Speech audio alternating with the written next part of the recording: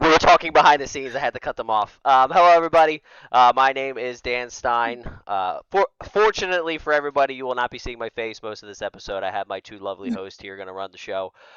This is episode number 2 of DIRTermination. I appreciate everybody being here, checking it out. I'm going to allow my hosts to introduce themselves, and then we will talk about the most important piece, our guest for tonight. So, like I said, I will be chiming in the background. I appreciate everybody joining, and with that being said, I'm going to send it on over to Bree. Hi, I'm Bree. I'm the driver of the 77W and 77M, better known as Petunia Pit Car. I want to say thank you to our sponsors. For 2026, we have Amiano and Son Construction. They're design build in Jersey. They cover New Central Jersey, South Jersey, and the shore. Infinity Energy Solutions, if you're looking to save some money on your electric bill, they're great. You're interested in solar. Pippin's Emporium, that's Tanya. She supports badass women doing badass things. Amanda's Content Creations, she creates race day posts and content. So if you're looking for any race day content, reach out to her. Stein Snaps, which is Devin, that's her photography page. The Unleashed Lens, which is my motorsports photography page, and then Drift Unleashed. Devin, go. Is it my Devin, okay, go. I was like, is it my turn? Okay, hi guys. It's been a hot minute. I'm your host today. Yay! Hopefully you guys didn't miss me too much. My name is Devin. I'm going to be your host for today. And with us, our very special guest, we have Luke Zappulla.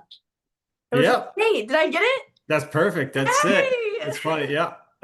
I'm Luke Zappulla, driver of the number 58 bright yellow Prelude at Wall Stadium.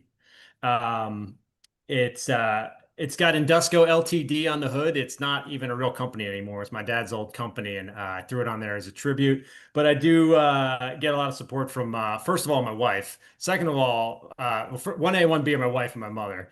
And then Vintage New Jersey is a really cool Instagram page. Surf Health Pro, it's online coaching to get yourself fit for surfing. And Laird and Sons Barbershop, awesome new barbershop over in Wall Township by Jack Laird. He was over in Wanamassa for a while. He does awesome kind of like motorcycle type cuts. Navasink Auto Body up here in Navasink, and Franny's Pizza up here as well. I live up here in Sandy Hook. Awesome. Well, let's hop right into questions.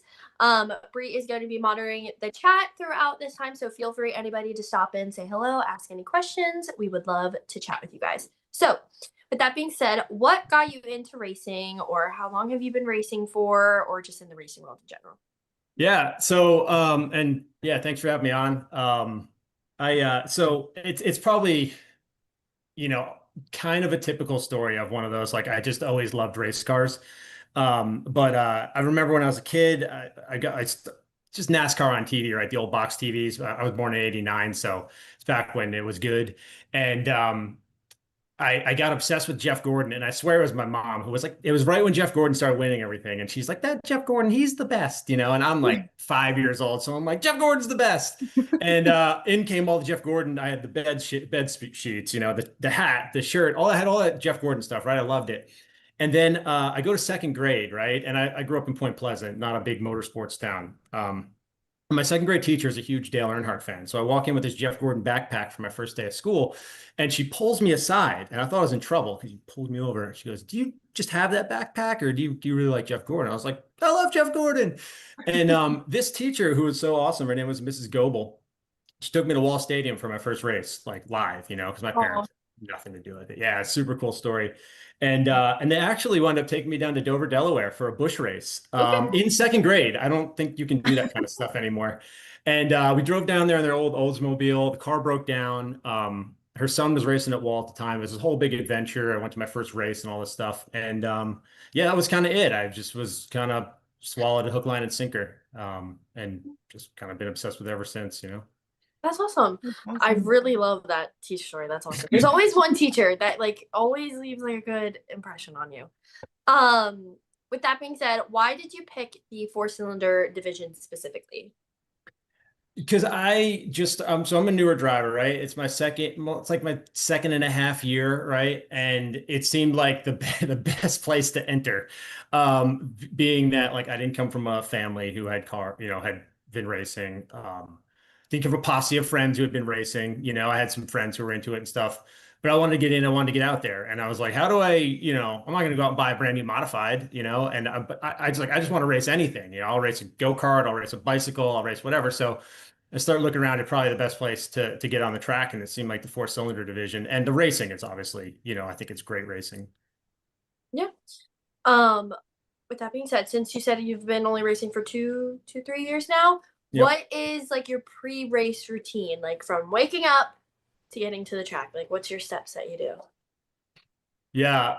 So I get up, it we get all our stuff together. We got to drive down. My mother is nice enough to let me keep this car in her garage. When I bought the darn thing, I said, Mom, I just need to leave here for a few days so I can find a better place for it, right? It's still there. And she kind of had a week to stew on it. And she goes, you know what, Luke, I've been thinking about it. I got the room here. Why don't just keep it here, and just got all my tools there. It's a great spot to keep it. And now she loves it. She's every time I take it, she goes, where are you taking my race car? I'm like, to the track, Mom, I and love it that. and it's great. We get to spend time together. So we get up, me and my wife, who's like the most helpful. She came from a real like blue collar family. She's a big, strong D1 athlete. So like I go inside to say hi to my mom. I come out, the truck's all loaded half the time. So then I futz around and stress and sweat and make sure I got everything in the truck, make sure I got my transponder, all that crap. We get to the track. And then yeah, just unload and kind of start walking around and trying to piece it together of, get transponder, get your stuff ready to go, see when the other guys get changed and it's pretty typical, but I do enjoy the heck out of getting to the track. Oh, that's awesome. On your drive there, what is your like hype song that you gotta listen to every time to get you in the zone? Okay, so I actually, by trade, I'm a merchant marine, so I spent a lot of time sailing boats and stuff. So I'm really big into, and I grew up skateboarding. I love Irish punk rock and stuff. There's this song, it's called "Paddle Your Own Canoe." It's an Irish folk song, Okay. and gosh, it is, not the sexiest song in the world, but it is. It gets me fired up because I said when I bought this car, I said, "Look, we may crash on the first turn." I don't know, but we're doing this our way. We're not going to get blinded by everything else. We're going to paddle our own canoe. We're going to do this our way. We're going to do the best we can. We're going to have fun with it. So every time we get in the car, it's a tradition that I play that song at least once. And my wife always forgets about it. And as soon as I put it on, she's like, "Oh, here we go." Oh, I've never even heard of it, but no, Nobody else has. it's gonna be. I'll add it. I'll remember. I'm gonna listen to it and be like, oh, okay, I understand. So now that for your routine everything is done, how do you mentally prepare before getting behind the wheel? Yeah, so I go over the hill. I take a look at the track, right? I kind of look at the cars coming in, look at the guys' faces coming in, kind of walk around, look at the weather, look at my air pressure, futz around a little bit. And I don't do a ton of prep and like mentally even. I kind of just try to stay loose, just relax, understand that like whatever I think is going to happen out there, it's going to be totally different. And you got a gas, you got a brake, you got a steering wheel, and just try Yeah. to figure out, drive this thing around, take a couple laps, see how it feels, and then kind of start adjusting the entry points and stuff from there. Walk me through a perfect lap in your mind. What does that look like to you? Right. Yeah. So I'm not sure I've had that yet, but I can tell you what I think it would be like at Wall. But it's definitely coming into turn one, like you're driving in it kind of deep, right? You kind of get that car to stick, and then get in kind of before the apex at wall, you're back into the gas and you just scream it all the way down the backstretch. At least that's what it feels like to me, right? And then get to turn three and you kind of want to go weightless as you come like it kind of like a little bit of a hump. You kind of want to go weightless till you hit the bottom. And then like as soon as you get back on the gas, you just come out of there like you stole it out of turn four and just dig, dig, dig, dig. Don't hit the fence and then Right. keep going straight over the line. Hitting the fence, very, very important. What is one thing that fans don't realize about asphalt racing? I think tire pressure and like that, the cars are quite different, especially in the four-cylinder division. Like you have Cavaliers that have a lot less horsepower. You got Preludes, you got horsepower, they're heavy. There's some cars that are out there that allegedly have 80 horsepower, and they're rear wheel drive, and some of the cars are forward wheel drive, right? So there's a big difference, I think, in a lot of the four-cylinder cars, which is what kind of makes it fun, but can also make it equally, I don't want to say frustrating, but it can make it equally kind of an enigma to figure out. Like, am I doing the best I can? Is this car better? It creates like a whole nother distraction of thought into, am I doing the best I can? Yeah. Um, with that going said, you do drive asphalt. What do you prefer? Do you prefer a hot track or a cold track? I'll take as much grip as I can get. So, I'll take the track a little warm. I like a little air pressure out of my tires, even though like it's probably a little bit slower, but I want my car to stick where it is, because even if I get a really great lap, like with some hard tires and less grip, I'll blow it on the next one by just like missing the turn completely. So I'll take like two really good laps over one perfect lap, and then one where I'm like, up in the marbles doing all kinds of hanging on for dear life. So I just want consistent, like good laps. Talking about crazy laps, what is the craziest thing that happened to your car or you mid race? Yeah, so I've been pretty lucky, and I don't have a ton of races under my belt, but real quick, my first race ever, my whole goal was to finish and get it back on the trailer, right? And I'm like, okay, my goal is finish it. I meant it, right? I wasn't like, but I'm gonna win. I was like, no, I want to get this thing back on the trailer, right? And so I'm driving in circles, driving in circles. I'm getting past. I'm in the slow lane, you know, and total Ricky Bobby, like, are those the other cars? And eventually I'm driving. Suddenly I'm not driving straight. I'm going sideways. What the hell is going on? Somebody tried to use me as a pick and get around me because I was going so slow, and dragged me like up the track and just kept driving through me as I was like sideways, right? So I'm sitting there, I'm getting towed off the track because the thing won't fire up because I had a bad starter. We get towed off the track. I'm like, yeah, the one thing I want to do is finish the race. It's not going to happen, right? I get back up into the pits. My buddy just changes the tire and he's like, good to go. And I was like, oh, we're still racing? He's like, yep, yeah, go down the hill. So I peel back in the track and I'm like, my friends, had all come to my first race, which was the worst race to come to. And I pull back on the track and we finish. And it was like rising from the ashes of like, holy, we did it. We finished the race somehow, despite all odds. I thought we were out. So for me, that was that like roller coaster of with such like low expectations of finishing. Didn't think I was going to meet him to like doing it. It was like I was shot out of a cannon. That is such a fun story. If you could upgrade one thing on your car with no budget limit, what would it be? The driver. Wow, no, you have to be at least better than my dad. We were fifth in the points before I missed a bunch of races, but I think we also got, things got to break your way, like in racing too. But if I had to upgrade any of the equipment on the car, I think I'm getting into some tires soon that might, be a little bit better than what I've been running because I'm running like $55.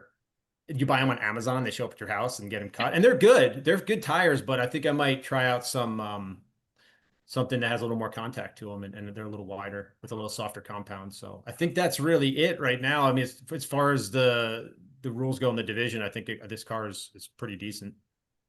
What has been your most memorable race so far? I know you said you've only been doing it for a few years. But Yeah. The first opening night this year, we pulled a fifth, which was cool. Really? Yeah, it was great. Good race for me because there's some cars that are just rocket ships, So for me, a fifth we're there. That's so exciting. Have you ever had a moment where you thought, yeah, this might not end so well? Shoot. Yeah. I'll just leave it at Okay. that. We already went over the budget. What has been your biggest win or even just a moment you were really proud of? I know you just said finishing fifth, but is there something that you're just like really proud of in the moment or something that Yeah. Yeah, every time I get the car out there, I'm proud because I'm, self-made guy, it's in racing and my career and everything. I had help, don't get me wrong, like, but like um kind of do things my own way. So every time I get the car down the hill is a victory. But obviously this year, second in the heat behind Sal Ligori, who I can't get up to Sal's bumper. He tells me, follow me, and I'm like, I'm trying, man. Um and then pulling fifth that opening night, it was like, yeah, we can be there, we're there's still room to grow here, which that for me that's the exciting part. Yeah. If you could race any vehicle, what would it be? Or like in any other division? Street stocks. I got my eyes on the street stocks. They look so fun. What is your favorite? Hold on. Let me jump in here. We're at a good stopping point. We are going to shift quickly to one of our segments. So this is going to be some spotlighted pictures from the Unleashed lens. So check these out.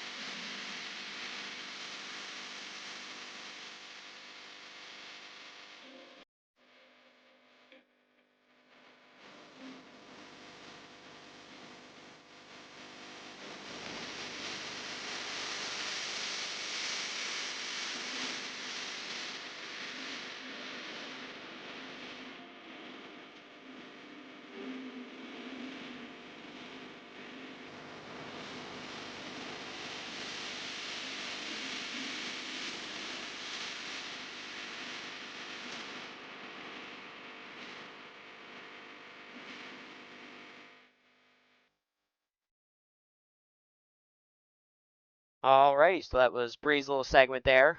If you made the featured photos, congratulations. She will be at Bridgeport this weekend on Friday night for the quarter mile track, and then Saturday morning for the quarter midget track. So if you see her out there taking pictures, be sure to say hello. With that being said, Devin, I'm going to throw it back over to you. Okay, now we're gonna get into my fun questions.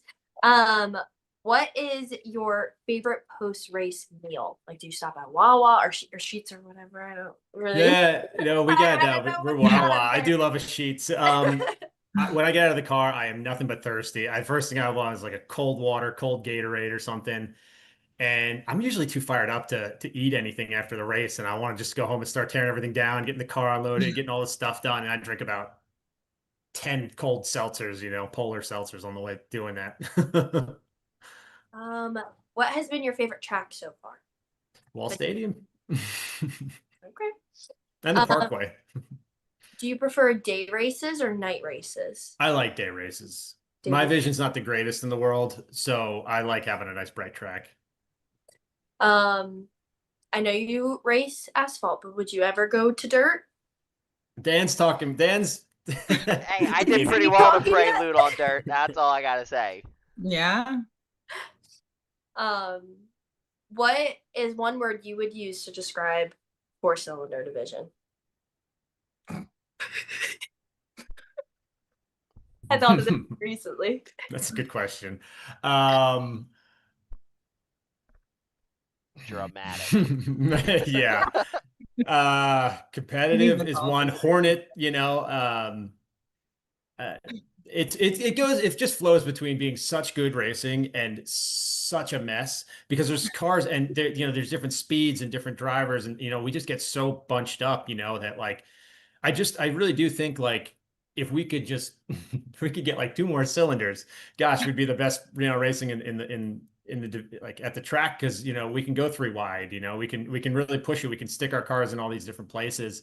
I really think Wall Stadium's four-cylinder racing is some of the most competitive racing, but it's just it's four-cylinder racing, not as many people like want to stick around after they've been there all night and we're the last on the bill, because it's just not as loud and thunderous. But what the cars lack in horsepower, I think is what makes it so competitive. You got to take a run, and it's just there's a lot of contact, a lot of elbow, a lot of guys, sticking their elbows out and stuff. And it's fair game, in our division too. We have fenders and everything. So that's a lot more than one word, but I really do think the four-cylinder Let's racing say is super over that fun. word limit now.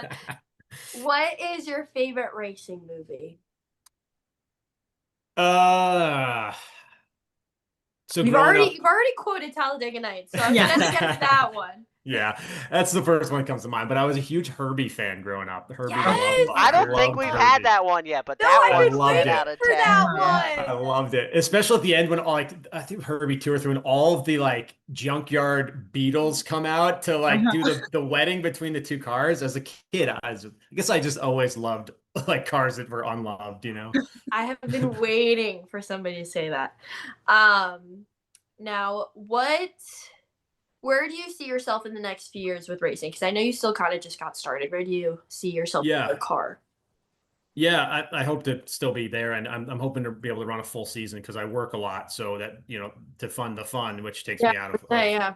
a good amount of races, and I really hope to run a full season, and just keep getting better. I really am competing against. I mean, I'm competing against the other cars, but I really just like the only way to get past them is for me to get faster. So I'm always just looking to learn new things, get faster, and also I hope to still be doing it. Hopefully, Wall Stadium, like things are going great over there. I'm sure you guys have been there. It looks great. They're putting a lot into it and everything. So as long as the track's there, I plan to be there in some capacity. Yeah. And then this is my final question. What advice would you give someone trying to get into the sport?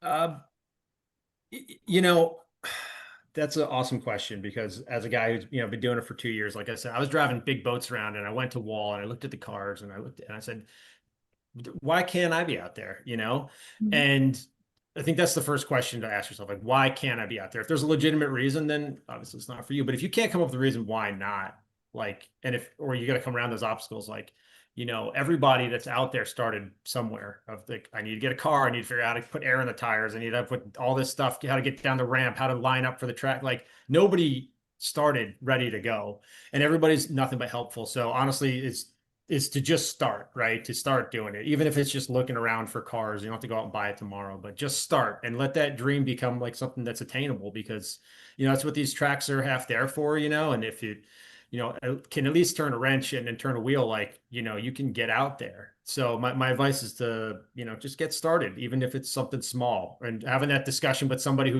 you like really, like I talked to my wife about it. She goes, dude, you should buy that thing. Heck yeah. And talk to somebody that really knows you well and be like, do you think it's something I could do? And then let that idea grow and have fun with it. My most important advice is, have fun with it. Yeah. That's the end of Love the that. answer. Oh, that was so good. No, that was so good. I did forget a question. Why number 58? Is there a reason? It's a uh, my friend Steve, who's been a huge help, was 57, and I wanted him to help me as much as humanly possible. So I told him I'd be 58 and we'd be a team, and he said, "All right." So he printed me out a 58, and he printed me out some Indusco stuff for the hood, and that was it. I was 58. I have no personal attachment to 58 other than that I thought it would look good next to 57, and I just wanted to have some fun with it. Oh, I like that. Okay. I'm all done my All questions, right, Dan. let me jump in Appreciate here. On YouTube, we have our first comments ever from Vintage New Jersey. it. He said, "Nice hat," and Thanks, Wall man. Stadium is the best. I've actually never seen a race at Wall, but we were there for Bree. What was the name of that car show? So there's the car group that did a car show and they did some drifting and stuff like that in the off season. So we brought Petunia there. And it was pretty cool. It was before they kind of updated everything more. But like the food was good. I would love to go there for a race one day when we have a free day. I would love to make it there. I think it would be a lot of fun. I'd have to read the rules. I don't know if your race truck is legal there. It's probably not. I'd have to look at the rules. It's not legal in a lot of places. With that being said, I think that's a good segue. We are going to move to our final little extra segment here. with Dial It In with Dan. Still don't love the name. We're working on it.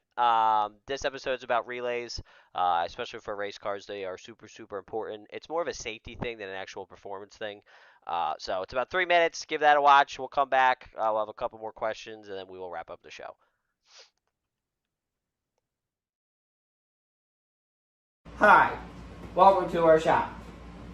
This is Dialing In with Dan, and I'm Dan, and we're gonna dial it in.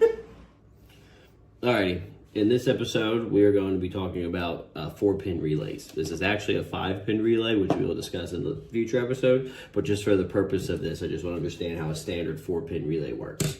So, in a standard 4-pin relay, you're going to have, obviously, 4 leads. So, you're going to have your white and you're going to have your black. So, these are your triggers, right? So, I like to wire mine up in a ground triggered. So basically what that means is to activate the relay, you put a switch on the ground trigger. So if you look in the Hyundai Rado, all of those switches are wired up so that they are ground triggered. Where my head goes with that is if it's ground triggered, you have less hot leads running all over. So everything in the Hyundai Rado is ground triggered. And then you have your power side. So basically what a relay acts like is like a giant switch that's activated by a switch. What you want to do these on is you want to do them on high amperage circuits. Like for example, this is a 40 to 30 amp, technically 5-pin but 4-pin relay. So you want to use this on your fans, any your power steering pumps, anything that's going to pull a lot of amperage. You want to use these on it. So basically, your white and your black wire, which they are pin 86 and pin 85. You want to set up some type of switch. So for the purpose of this diagram, I'm going to explain how to set up a ground switch. So basically, the ground triggered, you would hook up your 85 pin, and you can find out where all your pins are inside of this relay. You hook up your 85 to a switch, and then you put that switch to ground, and then you would run this to a constant power source. Okay, that's ground triggered. To make it hot triggered or positive triggered, you do the exact opposite. Put this straight to ground. You put 85 straight to ground, and then you put 86 to a switch, and then you put that switch to a hot lead. So basically, when you flick that switch, it will complete the circuit for your relay. Then you have your 2 other leads. You have 30, and then you have 87. So 30 is going to get a hot lead the entire time. You want to use a bigger gauge wire because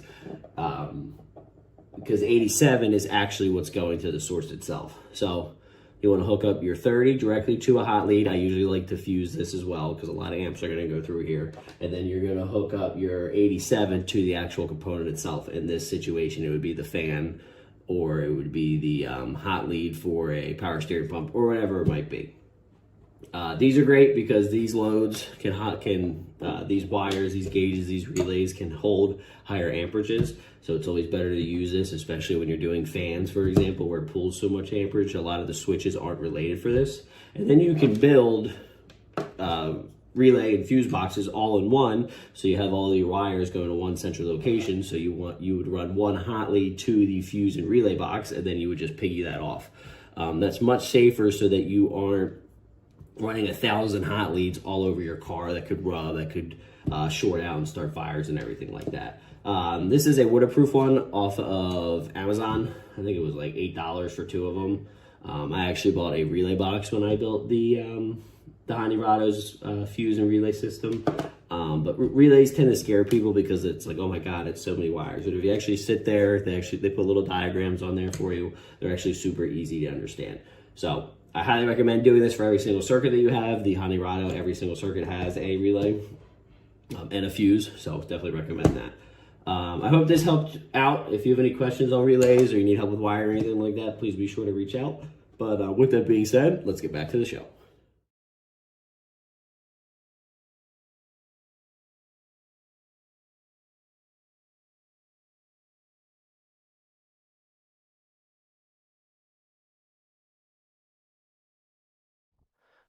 We are back. I hope you enjoyed that episode. If anybody has any feedback on how we can make that better, please let me know. We were actually just chatting behind the scenes here. If there's anybody that would like to come on, we're always for adding pre-recorded segments to the show. So if you have a big win you want to talk about or anything like that, please feel free to message me and we will get you on.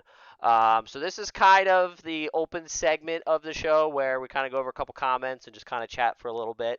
Um, this is kind of a change of pace. Luke told me before we started the show that he actually has a couple questions for me, which is quite different. So I'm excited to hear some of these. So what do you got?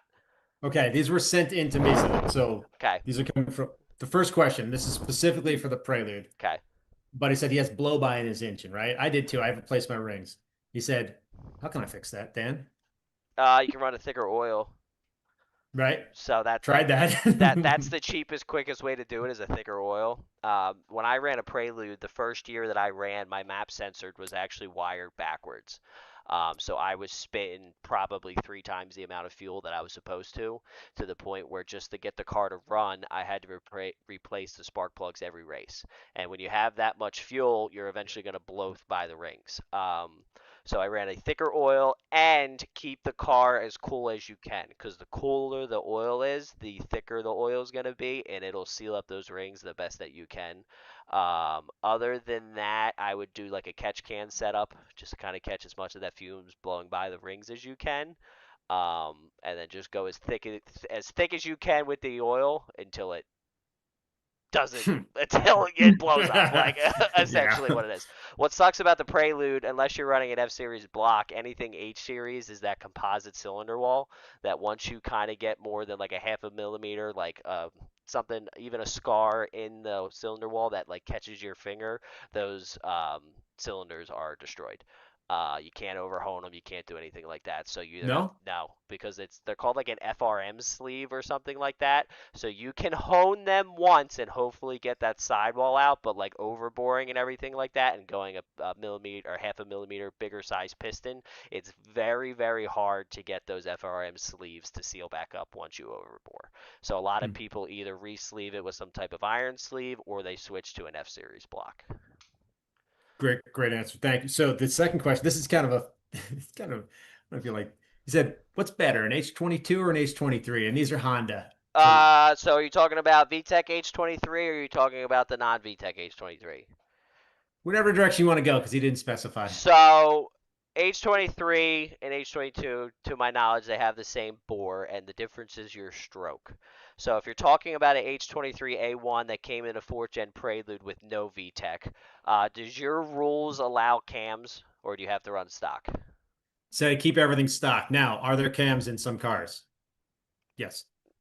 That's how it always is. So for the purpose of this conversation, we're going to stick with being rules legal. Okay. So H23A1, with the way that your rules are written, I would completely get away from that. The compression's way lower. They don't have VTEC. It was more of an economy motor. Mm-hmm. Less compression. They didn't have as much cam lift due to not having the VTEC. Now, if you switch to the H22A, A1, A4, whatever, that you have your VTEC, which the cams have your 3 lobes per cylinder, or technically 6 lobes per cylinder. So that's more rotation weight, but once you get into that Mm. VTEC power band, depending on where your chip's set out, usually around 4 to 5K, then you have that Mm-hmm. higher cam lobe where your cams are going to open more and open longer, so you get Mm-hmm. more air in. So for the purpose of your rule package, I would totally go with an H22A. There are some motors that were imported from, I believe they were in Japan, where they're H23A VTEC, where they Mm. basically have an H23 bottom with higher compression pistons and an H22 head on it. So you kind of get the best of both worlds. You get the higher compression, you get the VTEC, and you get the longer stroke of the H23. Um, did that answer your question?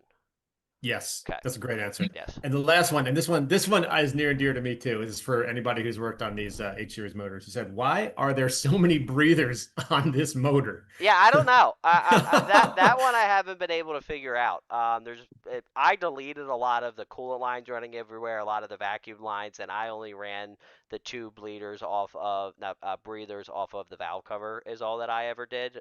One I went straight to just like a filter, and then the other one I went to the intake tube. Yeah, I don't really know that answer. The biggest thing that I struggled with, and I don't know if it was related to it, was just the overheating. Like I fought overheating in my H22 for years, and I had it tuned properly with a proper air to fuel ratio. I had a 3-core radiator in it, dual fans. Like I did everything, and my motor would still be at 260 by the end of the race. Like I just fought, and fought. Um, so maybe all the breathers helped keep it cool, and I was just choking the shit out of it. But yeah, I don't really know that one. Yeah, it's same. But there are, if anybody's ever worked on these, there's a million little spigots and Yeah, spouts, and you kind of have to train. You're just like, nope, not this one, nope, not that one. yep. They just go nowhere. They lead nowhere. You just there's a lot. And then do you have the EGR still in your system?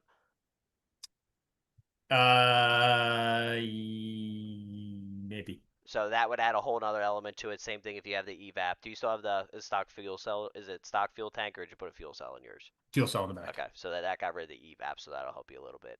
I love the Prelude. I did. I totally would have sticked with that chassis if I could just get parts for it.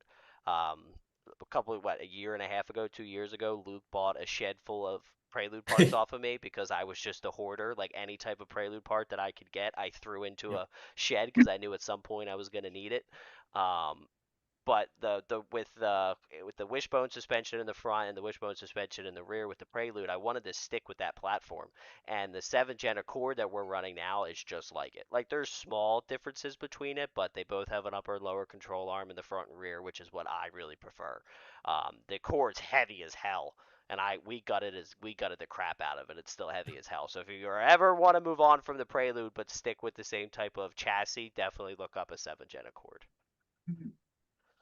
Thank you, Dan. Those are some great questions. I appreciate it. Um, Or answers. yeah, no. Yeah, Dan. A lot of those parts, by the way, have gone on to help guys. Because we got one, two, three, like 4 preludes, maybe, Okay. if not more. Okay. And anytime I can help somebody out, and everybody's always done it in return if they need something. And a lot of the suspension parts and stuff have gone out to help guys who look very sad. Oh yeah. Oh yeah.